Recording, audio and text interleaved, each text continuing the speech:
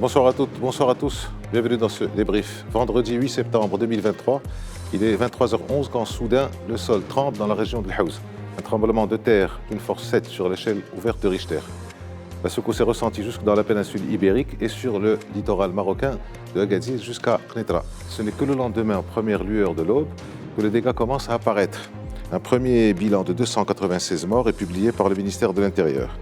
Dans la journée, puis dans celles qui suivent, le bilan monte et nous en sommes à environ 3000 décès, des milliers de blessés, des dizaines de milliers de sans-abri, d'orphelins, de drames familiaux, de structures branlantes un peu partout dans la région et à Marrakech. Et nous en sommes encore qu'à un bilan provisoire. Très vite, les secours s'organisent avec toutes les difficultés qu'on peut imaginer. La zone est très difficile d'accès, montagneuse, et les engins rencontrent des difficultés pour se frayer un chemin vers les villages et douars sinistrés. Les forces armées royales engagent leurs hélicoptères pour acheminer les premières aides, nourriture et matériel domestique, tentes, couvertures. Et tout cela est très vite engagé alors que des répliques étaient encore enregistrées et que les personnels publics et privés étaient eux-mêmes en danger. Parallèlement à cela, un formidable élan citoyen naît un peu partout au Maroc et une soixantaine de pays offrent leurs aides et assistances. Le gouvernement marocain est sollicité de partout, de l'étranger, mais aussi et surtout de l'intérieur, les populations sinistrées et en plein désarroi et les associations et citoyens désireux d'aider et de participer aux opérations de secours. Mais il y a aussi le nécessaire accompagnement médical et surtout psychologique pour l'immédiat, mais aussi et surtout pour plus tard. Le Maroc fait face, État et société, mais les choses sont difficiles. Elles sont vraiment très difficiles. Alors avec nous, pour en parler, colonel Hicham Choukri, bonjour. Bonjour. Merci d'être avec nous. Vous êtes chargé des opérations de secours au sein de la Direction générale de la protection civile. Merci d'avoir répondu à notre invitation, bien que je sais que vous êtes absolument occupé en ce moment. Colonel Hassan Saoud, bonjour. Bonjour. Vous êtes officier de réserve de la gendarmerie royale, mais vous êtes aussi spécialiste en sécurité et en défense. Merci d'avoir répondu à notre invitation. Docteur Hachem Tiel, bonjour. Merci d'être avec nous. Vous êtes psychiatre, vous êtes psychanalyste et vous êtes aussi président de la Fédération nationale pour la santé mentale. Merci, messieurs, d'avoir accepté d'être avec nous. Alors, questions groupées pour commencer. Et je commence par vous, colonel Choukri. Chacun de vous, donc, en votre position et en vos fonctions, quels sont les premiers actes à accomplir en pareil événement, en pareil désastre?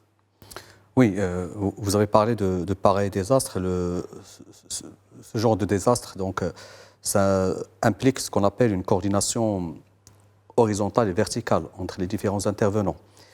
Et la première problématique, c'est de répondre à cette fameuse question: de quoi s'agit-il?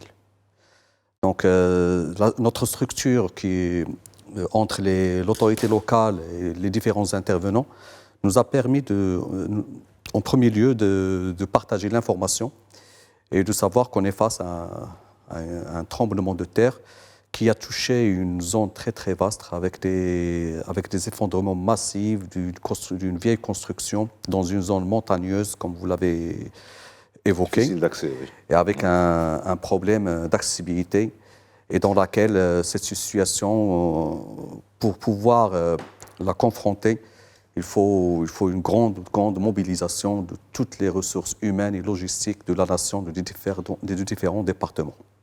Colonel Saoud. Il faut d'abord, c'est Aziz, situer cette calamité dans son contexte.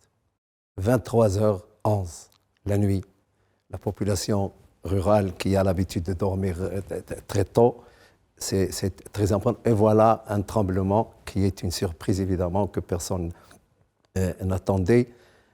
Eh bien, cette calamité-là a touché et les populations et les services publics de proximité.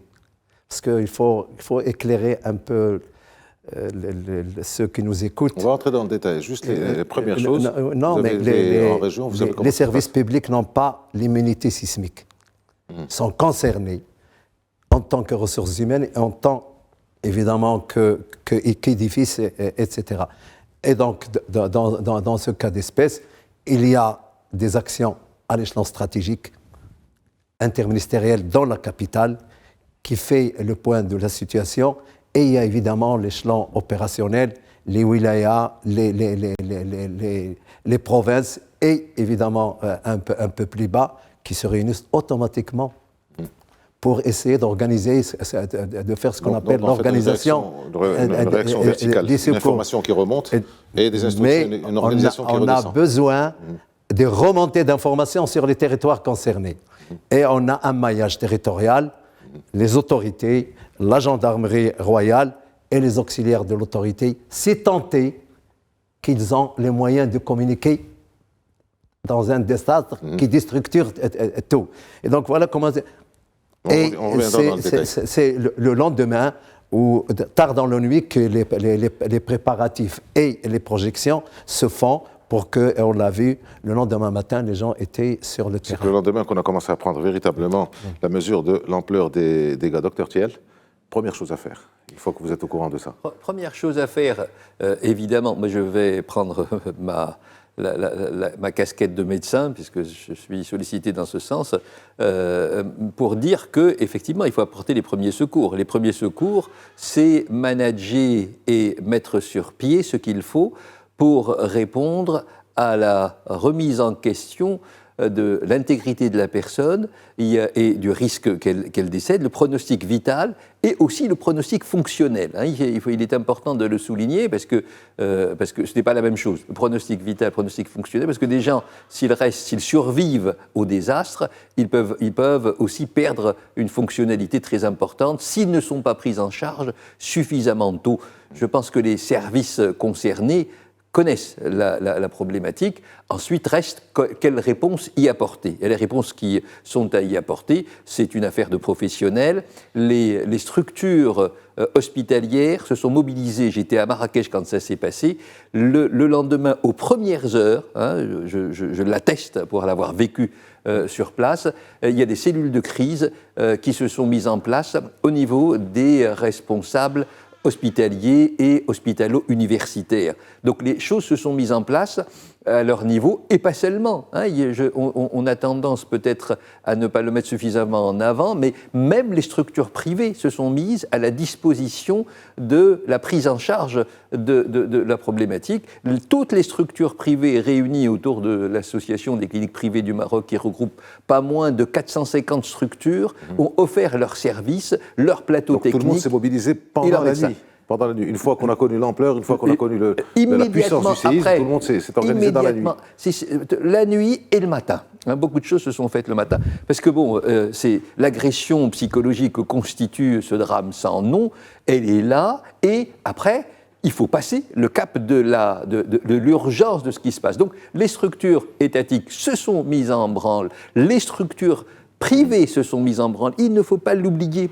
Et aussi, les médecins du secteur privé se sont aussi mis à la disposition de ceux qui leur demandent de l'aide. Et là, je reviens à ce que disait notre ami militaire devant moi, qui a mis en exergue la nécessité de voir où se situent les besoins. Et ça, c'est quelque chose d'essentiel. On ne peut pas aller... On va arriver dans le détail, docteur comme Thiel. ça, sans réflexion au préalable. Et oui, allez, on continue. Très bien. Alors, colonel Choukri, vous avez été les premiers, bien entendu, avec les médecins qui sont mobilisés et aussi, quand je dis vous, c'est la protection civile, avec l'autorité locale et avec aussi l'armée.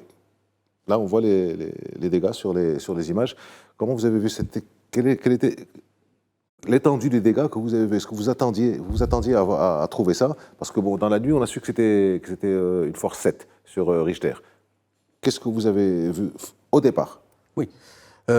Au départ, donc, sincèrement, lorsque nous avons entendu qu'il s'agit d'un tremblement de terre de 7 magnitude sur Richter, d'une part, la nuit, et d'une zone rurale. Mais malheureusement, il n'y avait pas de la remontée de l'information. C'est les premières secondes. On ne pouvait pas savoir de quoi s'agit-il. Notre première réflexion, c'était quoi? C'est juste lorsqu'on a commencé à partager les photos de WhatsApp et on a vu qu'à Marrakech, il y a quelques effondrements de quelques tours. Et c'était un signal fort qu'au niveau de l'Haouz, avec la zone rurale, qu'on était sûr et certain comme quoi il y a des effondrements. Et avant d'avoir l'information, nous avons engagé nos ressources, notamment de recherche et de sauvetage, avec les premiers soins prodigués et les moyens des évacuations. Donc c'était ça notre première réflexion. Au fil du temps, donc le soir et justement le matin avec les drones, je pense, de la gendarmerie royale, qu'il s'est avéré qu'il s'agit d'une étendue extraordinaire et d'une habitation avec des effondrements malheureusement fertiles qui ne laissent pas beaucoup de chance d'avoir les zones de survie en situation d'effondrement. Et en plus des moyens avancés, donc il fallait songer à tout ce qui est bras d'homme, avec les moyens préliminaires, les pelles, les pioches, etc. Et on essayait d'analyser en quelque sorte la situation pour identifier exactement les besoins d'intervention. Et si vous me permettez, je vais vous catégoriser les moyens d'intervention. Les premiers moyens, c'est le moyen de recherche et de sauvetage. C'est bon. Ces recherches et sauvetage, il y a des cellules qu'on appelle les cellules légères, moyennes et lourdes.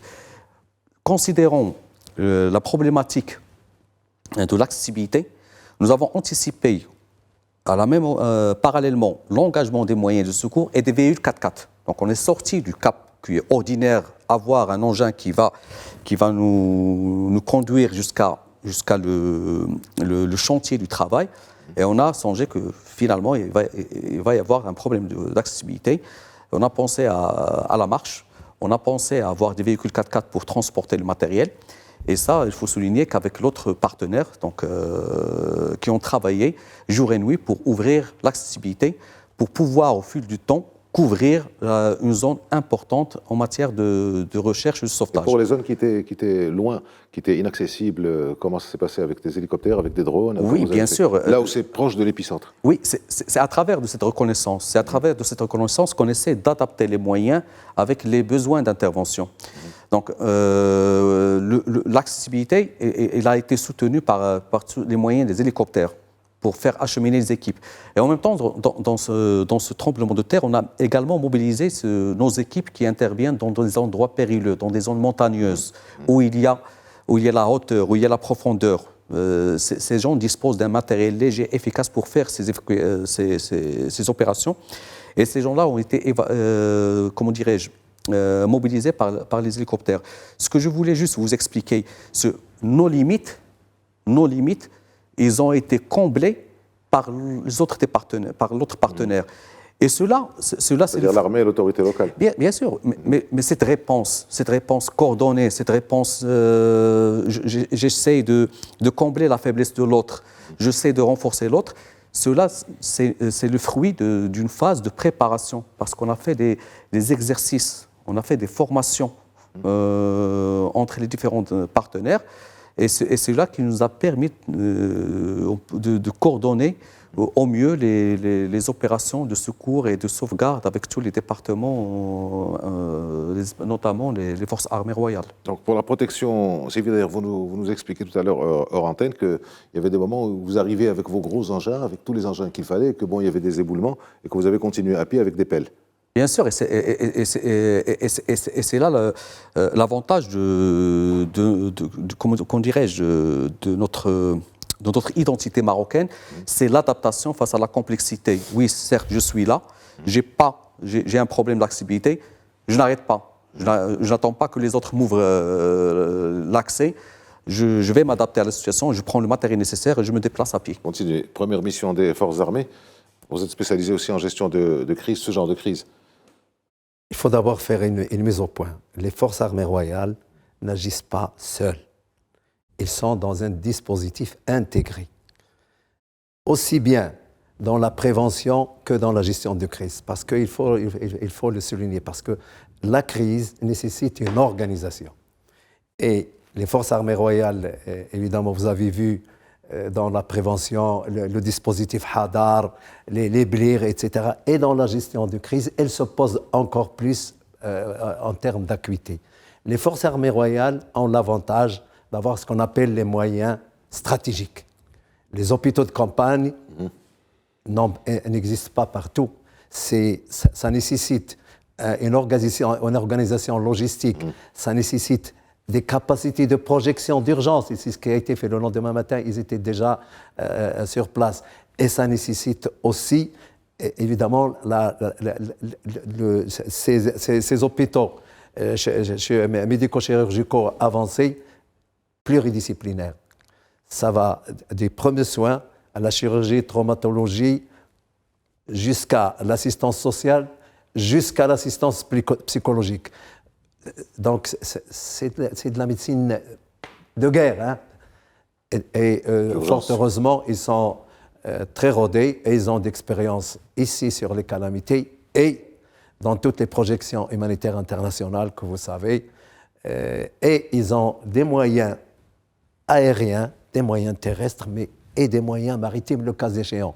C'est selon la nature de la crise qu'ils sont capables, avec cette agilité que les forces armées royales, dont la gendarmerie fait partie intégrante, il faut le souligner, et leurs moyens sont synergisés, mutualisés, pour avoir Donc ça s'est passé, ce que vous m'expliquez tout à l'heure, ça s'est passé pratiquement dans la première nuit, la nuit de vendredi à samedi, remonter les informations et choisir quel est le matériel, quelle est la panoplie de matériel à mettre en place. Les besoins... Dans les hôpitaux militaires, on a le médecin. Voilà, les besoins et les moyens. Il faut savoir aussi que dans les wilayas et dans les provinces, il y a ce qu'on appelle un plan d'organisation de secours intégré. C'est des dossiers. Ce n'est pas de la péfométrie, c'est des dossiers qui sont adaptés selon la nature de la calamité, dont les gouverneurs, les walis et les gouverneurs coordonnent. Nous sommes un pays organisé, c'est Aziz. Nous sommes un pays qui a beaucoup d'expérience. Oui, mais bon, la situation est quand même difficile. Oui, mais... Et donc, il faut faire face. Alors, vous parlez, je vous coupe, colonel, vous parlez des hôpitaux de campagne, donc je me tourne. Vous êtes donc militaire, vous parlez des hôpitaux militaires de campagne, mais quand on parle d'hôpitaux, on a aussi le médecin. Alors, avant d'être psychiatre, docteur Thuel, vous êtes d'abord médecin. Les premiers secours, les premiers besoins, les gens ont besoin de quoi ? Alors, c'est les premiers secours, c'est les différentes spécialités qui doivent être mises en place, c'est l'oxygène, enfin, ils ont besoin de quoi et comment leur acheminer ça? Parce que c'est là, je pense, où il y a eu le plus de victimes. Oui, non, mais, on y a partiellement répondu tout à l'heure. Je crois que les besoins sont énormes, évidemment, qui sont énormes, d'où l'importance des forces armées royales qui sont rodées à cela et qui sont multidisciplinaires, comme ça vient d'être souligné. Les besoins, encore une fois, c'est des besoins par rapport à un pronostic vital. Ça veut dire que si la personne n'a pas ce qu'il faut immédiatement ou très rapidement, elle perd la vie. Elle perd la vie, et ça c'est tout, hein. C'est la neurochirurgie, c'est la traumatologie, c'est beaucoup ça. Il y a une coordination dans la fameuse nuit du vendredi à samedi, c'est-à-dire la nuit 1, est-ce qu'il y a une coordination entre les médecins et l'armée? Entre les médecins. Je pense qu'il faut comprendre que le travail ne peut se faire que de manière organisée et coordonnée, hein. Les médecins n'ont pas les clés, hein, de l'organisation. Les médecins sont à la disposition d'un besoin. Et les besoins, c'est les gens qui sont habitués à les avoir, qui, eux, amènent les médecins à intervenir. Donc c'est important de le souligner. C'est ce qui explique d'ailleurs que quand il y a des gens qui ont envie d'aller sur place, des spécialistes médecins, chirurgiens, mais cette action qu'ils sont prêts à mener, elle ne peut se faire que s'il y a un besoin qui a été nommé, trouvé, et on sait quoi faire. Donc les professionnels de la santé sont là, donc avec toutes les spécialités, et encore une fois, la réanimation, l'urgentologie, la chirurgie sont au premier plan dans les premiers secours. On a parlé aussi de néphrologie. Pardon ? Comme spécialité principale ou primordiale ou importante en cas de séisme, la néphrologie. C'est bien ce que je disais. Je crois que toutes les spécialités peuvent être sollicitées, mais il y en a certaines qui sont plus sollicitées que d'autres parce que engageant le pronostic vital. Hein, la chirurgie, dans certains cas, est nécessaire, sinon le pronostic vital est engagé, ça veut dire que la personne peut perdre la vie. Mais elle peut aussi perdre une fonction, je le disais tout à l'heure, le pronostic fonctionnel est important.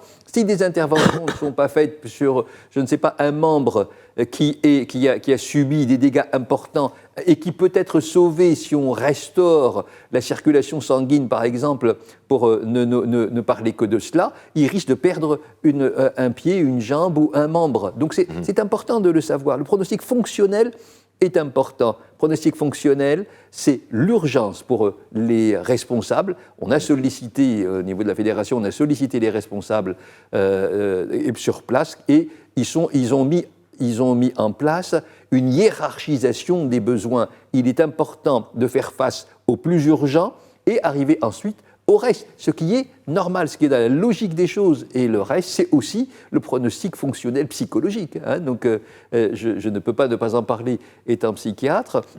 C'est quelque chose d'essentiel. Et il faut aussi engager une action à ce niveau qui, certainement, est en train de se mettre en place. Avec vous, parce qu'avant d'être médecin, comme je vous le disais, avant d'être psychiatre, vous êtes médecin, je vous ai posé la question sur le côté purement médical, je ne dirais pas généraliste, mais global. Après, pour la psychiatrie, effectivement, il y a des images qui sont passées sur les tentes de psychiatrie, on va revenir là-dessus. Alors, avant de parler du matériel qui est mis en place, le matériel, il faut qu'il soit acheminé. Colonel Saoud. Oui. On a parlé avec vous hors antenne du génie militaire. Alors comment ça se passe? Parce que c'est pas évident faire un pont sur une plaine, c'est une chose. Dégager des routes, dégager en pleine montagne, des routes qui sont déjà pas en très bon état. Je dirais le génie tout court. Le génie militaire rentre dans un dispositif aussi global. Il ne faut pas oublier que les travaux publics ont aussi des moyens et le génie militaire a certainement d'autres moyens stratégiques, comme vous avez dit, les ponts alternatifs, parce que ces infrastructures-là sont évidemment détruites.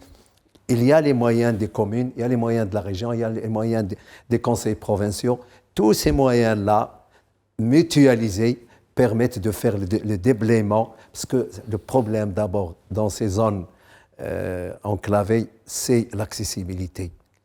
Il faut déblayer rapidement pour faciliter les accès. Heureusement qu'on peut combler ça par des moyens aériens des forces armées royales et de la gendarmerie royale pour essayer d'aller au plus près des populations dans un temps court et immédiatement après le sinistre. Ça permet d'avoir d'abord une bonne remontée, de donner des secours, des premiers secours et de s'enquérir des besoins réels et identifiés. Donc c'est une double mission, ces moyens aériens qu'ils sont. Et quand vous doublez ce qu'on appelle les rotations, les allées et venir des moyens aériens des forces armées royales et de la gendarmerie royale, vous arrivez à atténuer. Je ne dis pas qu'on règle le problème, on atténue certaines souffrances et on atténue certains malheurs des populations parce qu'on a utilisé des moyens rapides.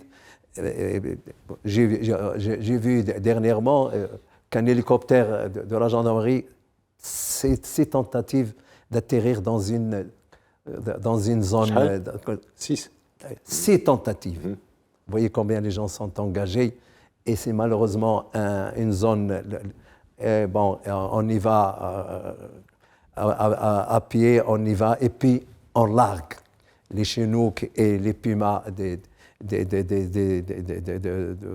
l'institution militaire arrivent quand même à larguer de la nourriture, des couvertures.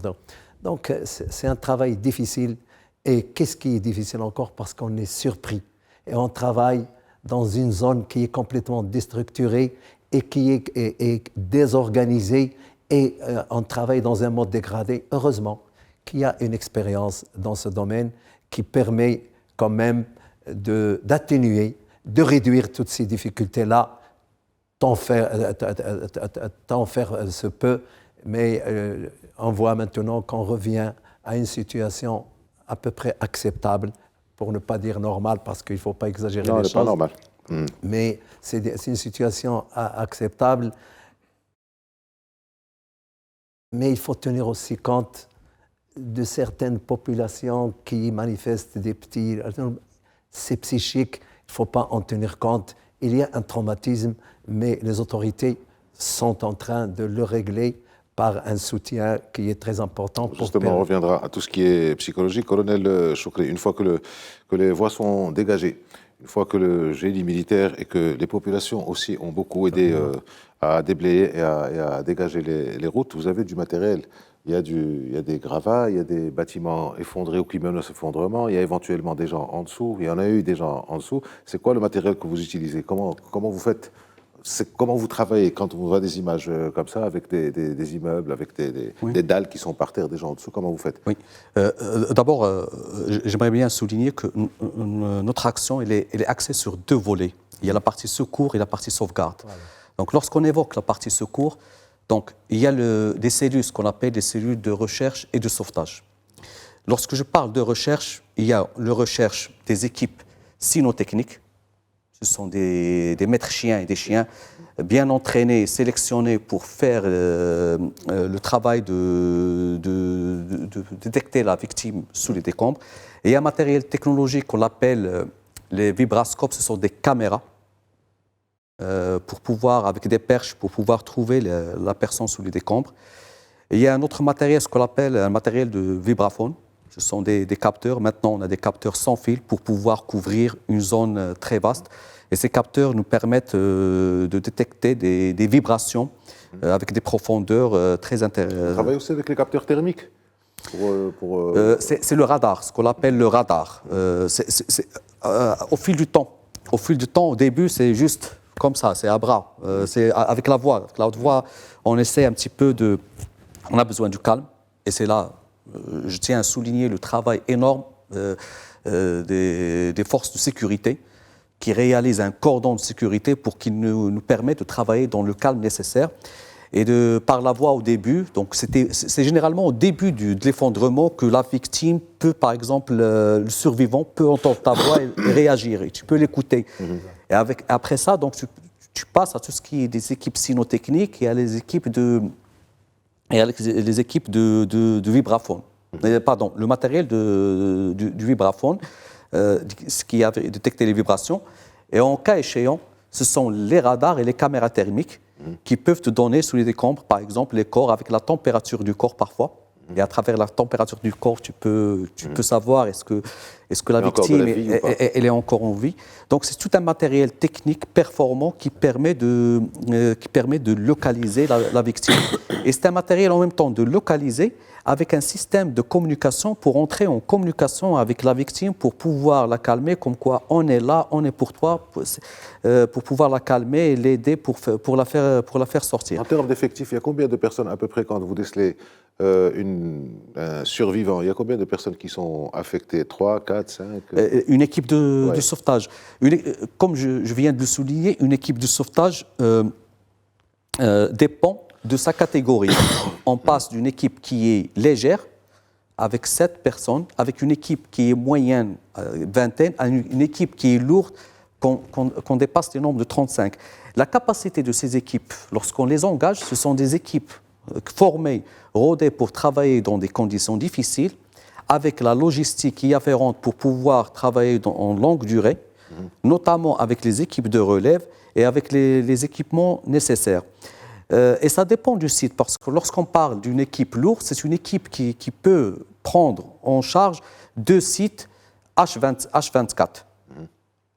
Et il ne faut pas oublier que la troisième partie, c'est ça malheureusement, la nature de la construction, c'est qui fait que tu as besoin plus de déblaiement que du matériel de levage et d'écartement.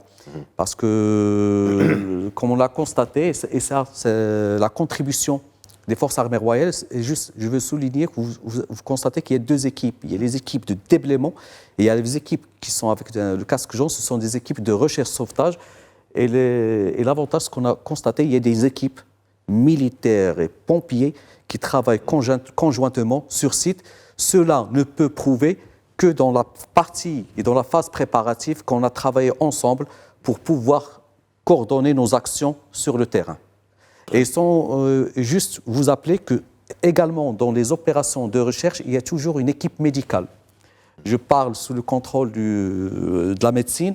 C'est une fois qu'on arrive à détecter et localiser la victime, on entre en contact, on identifie la manœuvre la plus adéquate pour la faire dégager. Mais dans le dégagement, il y a une phase qui est très importante, c'est la stabilisation. Une personne qui est coincée sous les décombres, c'est une personne qui peut être écrasée par une pierre. Et la faire sortir, donc, ce sont des cellules qui peuvent mourir, qui peuvent produire de la toxine, donc il faut mettre le garrot, etc. pour éviter.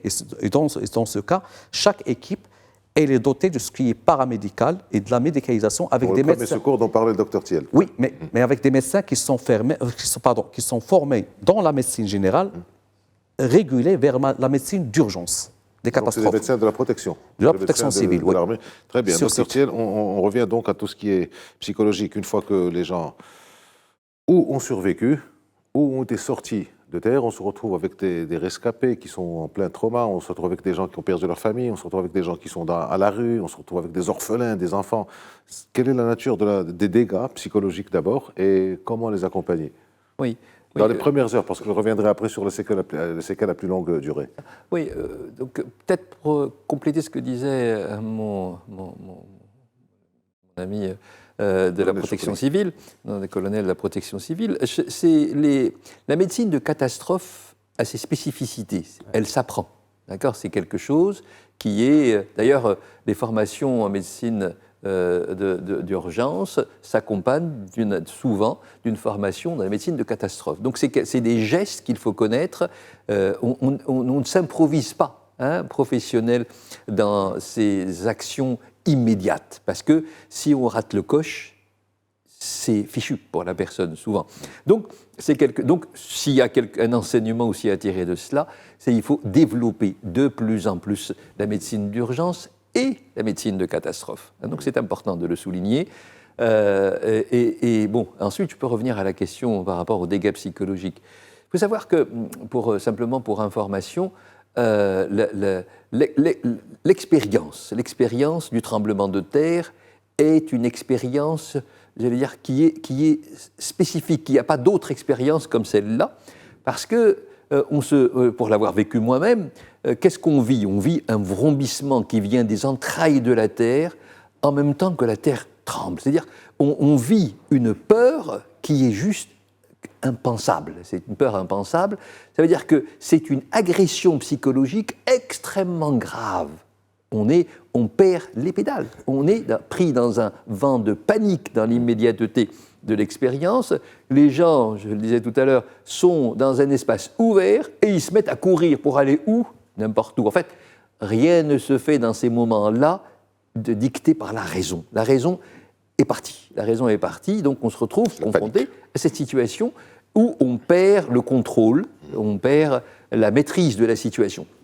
Alors ensuite, donc reste le reste. Le reste, c'est quoi? C'est comment est-ce que la personne va composer avec cette agression psychologique. Et c'est là où la structure psychologique de l'individu va jouer. Alors il y a des gens qui ont en eux la compétence dont ils ne connaissent même pas l'existence, de pouvoir dépasser le problème. Alors, ils vont pouvoir le dépasser très bien ou pas bien du tout. Et c'est en fonction de cette capacité de réparation de la personne qu'on va avoir des séquelles psychologiques plus ou moins importantes. Alors, dans l'immédiateté, le grand problème, c'est qu'on ne sait pas quoi faire, donc, par rapport à la problématique psychologique.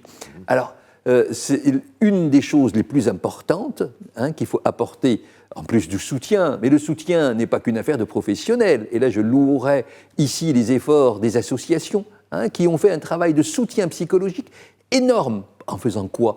En étant simplement disponible pour écouter la souffrance de l'autre et lui faire sentir à cet autre qu'on sent ce qu'il sent, qu'on partage dans une relation d'empathie, dans une relation de compréhension.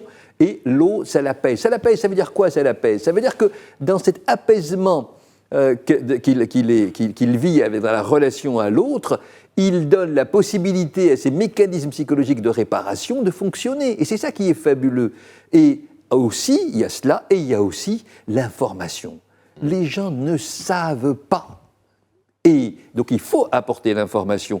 Et beaucoup de professionnels se sont mobilisés, on le fait maintenant aussi, mais bien avant ça s'est fait, pour apporter l'information. Parce que quand les gens ne savent pas, ça donne encore plus de dégâts. Ils ne savent pas ce qui va se passer, ils ne savent pas ce qui se passe en eux, ils ne savent pas pourquoi ils n'arrivent plus à dormir, ils ne savent pas pourquoi est-ce qu'ils n'arrivent plus à rentrer chez eux. C'est vrai pour les adultes, mais c'est encore plus vrai pour les enfants. Et c'est encore plus vrai et plus dangereux pour les enfants quand ils ne savent pas. Quand les parents n'ont pas eu l'information nécessaire pour qu'ils portent cette information auprès de ces enfants qui la demandent. Et elle est importante qu'elle leur soit apportée, ces enfants. Pourquoi? Parce que quand elle ne leur est pas apportée, ils vont construire des fantasmes sur une personne qui est en devenir, en construction, une personnalité qui est en construction. Et quand on construit comme ça des fantasmes sur de la souffrance, ben c'est tout le reste de la personnalité qui ne s'est pas encore construit qui va être défaillant. Qu'est-ce qu'on en fait dans ce cas-là? On en fait des êtres qui vont souffrir peut-être toute leur vie durant. Donc c'est important d'apporter cette information qui peut être simple. Quand on dit aux parents, parce que les associations dont la fédération se sont mobilisées pour aller vers les familles, pour leur apporter cette parole, en expliquant à ces familles qu'ils doivent écouter leurs enfants, parce que souvent les familles ils disent « Arrête, je n'ai rien à te dire par rapport à cela », parce qu'ils ne savent pas. Mais l'information, elle n'est pas difficile à obtenir. Il suffit de demander à quelqu'un qui peut utiliser un téléphone, de leur dire ce que c'est un tremblement de terre. Et les enfants ont besoin de savoir ce que c'est qu'un tremblement de terre.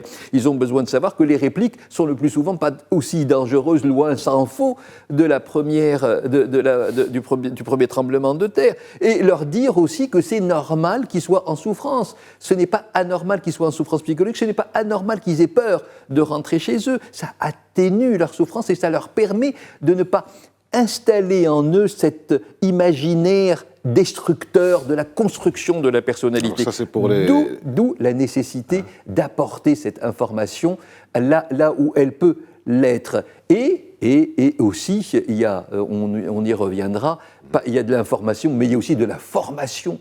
Les professionnels, même les professionnels de la santé, et moi le premier, on a besoin d'avoir des formations pour savoir comment gérer cette expérience-là avec ses spécificités. C'est la question que je voulais vous poser tout à l'heure sur la formation des personnels soignants, sur le plan psychologique, psychiatrique, et aussi pour les adultes, parce que quand vous dites que les enfants, il faut leur donner l'information, encore faut-il que les adultes aient cette information, qu'ils soient aptes à la donner. Les gens qui ont vécu ça, que ce soit au niveau d'épicentre ou juste à côté à Marrakech ou un peu plus loin dans les villes côtières, ont ressenti un certain nombre de paniques. Et donc, je suppose qu'il y a aussi un travail à faire là-dedans. Alors, avant de revenir à vous sur ça, colonel Chokri, le docteur Thiel parlait du soutien extraordinaire des associations psychologiques à écouter les victimes du séisme. Mais il n'y a pas eu que ça. Il y a eu un élan de solidarité absolument extraordinaire avec un volume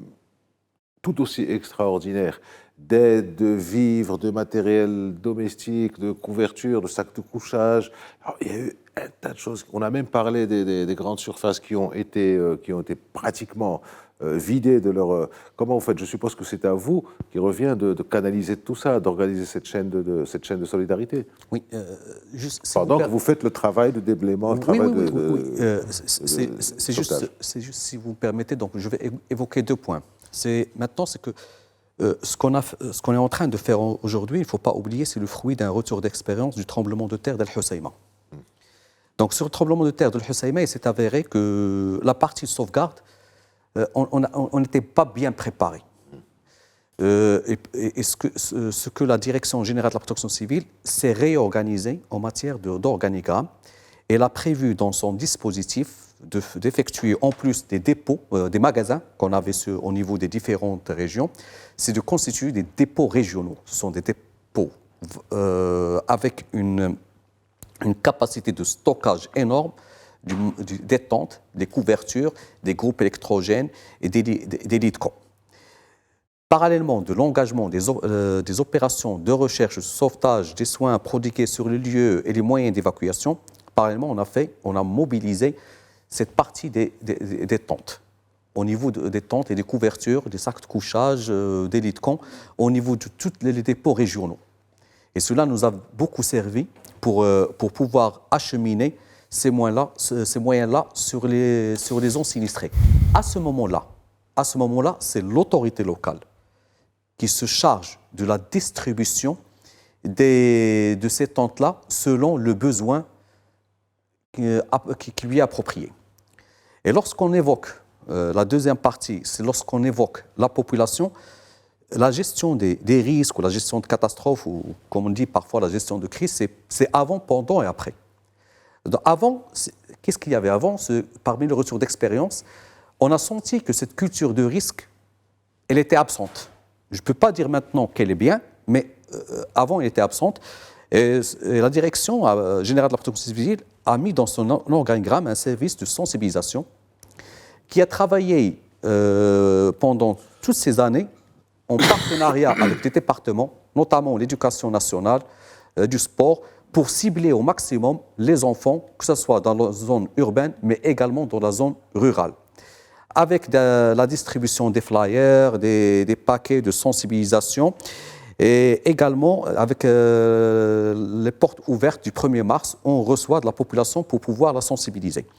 Mais certes, il y a beaucoup de travail à faire dans ce sens, la sensibilisation de la population, de la faire former. Et la sensibilisation de la population, il faut également la former pour qu'elle puisse être en tant qu'une partie prenante dans la gestion d'urgence. Vous avez parlé, il y a une mobilisation, il y a les émotions, il y a l'engagement. Mais si cet engagement, il n'est pas régulé, il n'est pas organisé, on trouvera du mal à pouvoir le concrétiser au niveau du terrain. Et cette partie-là, heureusement que le développement des moyens de communication de l'infrastructure au Maroc a fait que ces moyens-là, lorsqu'ils sont arrivés sur lieu, l'autorité locale, elle dispose d'une infrastructure d'accueil pour pouvoir contenir ce don par massif. Exemple, on voit un convoi d'aide et de matériel qui va de Lyon jusqu'à Marrakech. Mais ces convois-là, tu as des réseaux autoroutes, tu as des aires de repos. Tu peux pouvoir ce qu'on appelle les points de transit. Tu peux pouvoir, par exemple, faire arrêter les moyens et leur préparer l'infrastructure et la structure adéquate pour pouvoir, d'une part, stocker, et soit stocker, soit carrément faire acheminer ces moyens sur les lieux sinistrés. D'accord. Alors, colonel Saoud, il y a aussi un problème de sécurité là-dedans. Vous avez donc sécurisation et sécurité. Est-ce que, je suppose que c'est la gendarmerie royale qui s'en occupe, parce qu'il y a cette sécurisation à assurer, il y a aussi une circulation à assurer avec tous ces convois qui arrivent, toutes ces personnes qui arrivent, les médias qui arrivent, des citoyens qui arrivent, les familles qui arrivent. On a vu des images de gens qui sont partis rejoindre leurs familles, qui viennent du nord, qui viennent du sud, qui viennent du Sahara, qui viennent de partout. Est-ce qu'il y a les effectifs suffisants pour faire ça? Il faut poser la question à un moment. Vous savez, les effectifs, ce n'est pas un critère, c'est l'usage qu'on fait de ces effectifs qui est important. Et cette agilité de pouvoir s'adapter à des situations.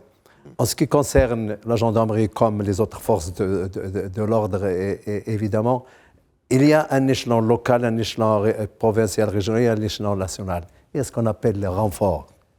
En cas de crise, il y a des renforts qui sont envoyés selon les besoins de chaque.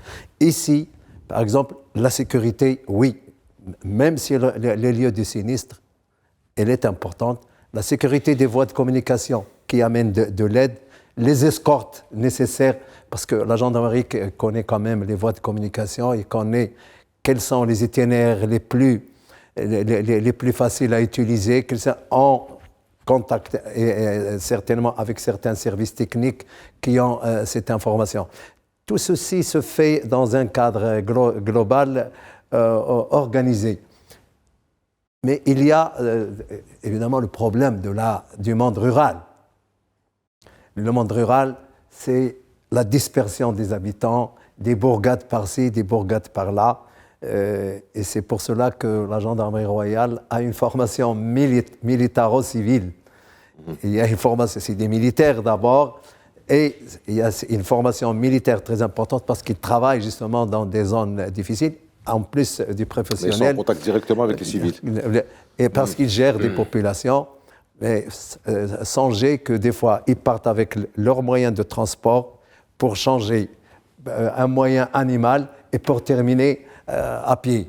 C'est comme ça, on l'a toujours vécu sur le terrain et c'est comme ça parce qu'il y a une géographie rurale et la formation adéquate par rapport à ces difficultés. Mais encore une fois, concernant les moyens, pour compléter ce que dit le colonel Choukri, il y a un recensement des moyens en détail de tous les départements, et même les communes. On sait quels sont les engins qui sont là, quelles sont les ambulances qui sont là, quels sont les temps où ils sont. Il y a des dépôts régionaux gérés et on sait s'il y a, et normalement il y a des mises à jour extraordinaires, s'il y a une panne dans un véhicule, eh ben on actualise le plan d'organisation du secours. Donc il y a une fluidité, il y a une agilité dans le dispositif parce que beaucoup de gens ne comprennent pas que que c'est un État qui est très organisé. Et dans la gestion des crises, on a peu de choses à envier des autres, avec toute la perfectibilité qu'il faut. Il n'y a pas de dispositif perfectible, mais améliorable tout le temps. Donc, il y a un problème de la configuration du terrain, il y a un problème, et on a vu comment les gens se sont débattus pour arriver dans des points inaccessibles. Oui. Et il faut louer aussi cette résilience de la population qui s'est remise de son choc et qui ont commencé à aider, à déblayer à la main. Alors, justement, Dr Thiel, vous avez parlé, je reste sur ça, je rebondis sur cette dernière phrase de ces populations-là. Vous parlez tout à l'heure, je sens avec beaucoup d'émotion, de passion aussi des enfants. Qu'est-ce qu'ils vont construire comme fantasme dans leur tête, comment ils vont construire leur personnalité. Et je vous avais coupé en vous disant, oui, mais il y a aussi les adultes. Et les adultes, il y en a 3 catégories. Il y a d'abord les professionnels de santé dont vous parlez, qui doivent être formés. Et puis, il y a aussi doivent parfaire une formation ou aller sur le terrain. Il y a deuxièmement les adultes victimes qui sont rescapés, ils vont aussi garder des séquelles, ce sont des gens de 30, 40, 50 ans ou 80 ans. Et puis il y a aussi toutes ces personnes qui sont dans le pays et qui ont été atteintes. Il y a des personnes plus fragiles que d'autres, c'est pas à vous que je vais apprendre ça, et qui donc va falloir à un moment ou à un autre accompagner parce qu'elles ont vécu un trauma, surtout maintenant avec toutes ces images qui déferlent de partout. Comment régler ces trois catégories de population ? Régler, c'est peut-être beaucoup dire. En tout cas, ce qui est important, et tu l'as très bien dit, c'est Aziz, il y a plusieurs types de problèmes. Il y a les problèmes, on l'a dit tout à l'heure, qui peuvent survenir chez les enfants et qui me tient à cœur de souligner parce qu'il ne faut pas l'oublier. Ce sont les adultes de demain qui vont faire le Maroc de demain. Et il y a les adultes, comme je l'ai souligné tout à l'heure, les adultes vont vivre, même à Oujda ou à Tanger ou ailleurs, ils vivent l'expérience à travers le fait d'avoir peut-être senti la terre trembler, mais ils ont tremblé aussi à travers les images. Ils ont tremblé à travers les images, parce que c'est véritablement un tremblement de terre psychologique qui peut les ravager au niveau psychologique, même de loin. Et ça va dépendre de quoi ? Ça va dépendre de ce que je disais tout à l'heure, à savoir la capacité de l'individu à pouvoir réparer de manière spontanée et naturelle. Parce que ce qu'il ne faut pas oublier, c'est que l'être humain est par définition capable de dépasser les problèmes. Et c'est ce qu'on a appelé tout à l'heure la résilience. La résilience, c'est quoi ? C'est la capacité de l'individu à pouvoir faire avec une situation, c'est quoi ? Qui l'agresse profondément, qui le dévaste psychologiquement. Mais ça, c'est quoi ? Ça veut dire comment est-ce que la personne peut trouver en elle les ressources nécessaires pour revenir à un équilibre, les psys appellent ça l'homéostasie psychologique, à l'équilibre dans lequel ils étaient, ou en tout cas s'en rapprocher. Parce que s'ils ne s'en rapprochent pas, ils vont vivre avec des dégâts qui peuvent être parfois incommensurables, énormes. Donc, ceci pour dire, revenir à ta question, c'est que pour chacun, il y a des réponses à apporter. Les réponses ne sont pas figées. Et ça dépend des dégâts. Ça dépend des dégâts. Et ça, psychologique, encore une fois, et ça dépend de la capacité de réparation de l'individu. Alors, les actions qu'il faut faire, je disais tout à l'heure, j'ai parlé d'information. C'est quoi l'information ? J'adore dire ça comme ça. L'information en la matière, c'est donner sens au non-sens. Parce que quand vous donnez sens au non-sens, vous donnez la possibilité à l'individu naturellement de réparer. C'est quand même. Excusez-moi, docteur, je vous coupe. Je suis désolé parce qu'il nous reste une petite poignée de minutes. Il y a aussi une autre catégorie que je n'ai pas mentionnée qui est très importante. Les secouristes. Oui, j'y arrive. Rapidement, s'il vous plaît. Très bien. Donc, donner sens au non-sens et apporter l'aide nécessaire. Elle existe, l'aide nécessaire, aussi aux personnes qui sont confrontées, dont les secouristes. Et pour ça, pareil, donc il faut qu'il y ait des formations. Très rapidement, quelques secondes pour dire simplement que la formation qu'il faut apporter aux gens, c'est les associations font ça. Quelques associations font ça.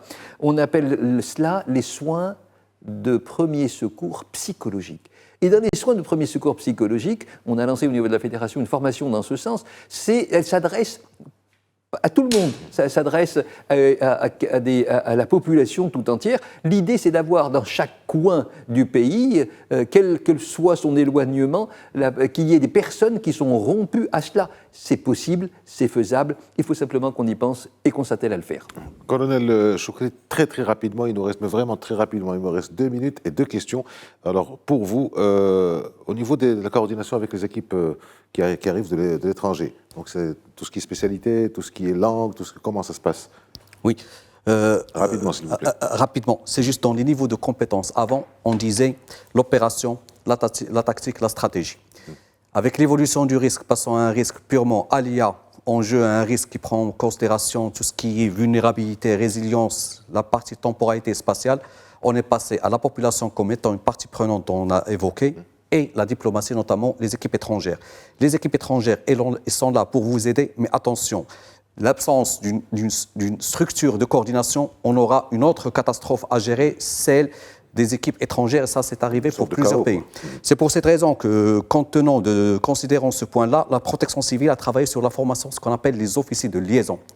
Donc les officiers de liaison, il y a une plateforme qui s'appelle Virtual OSOC, c'est-à-dire la coopération un centre de la coordination des opérations virtuellement par des codes sur lesquels des équipes proposent leur arrivée. Et lorsque je parle des équipes, je parle des équipes étrangères de recherche et de sauvetage.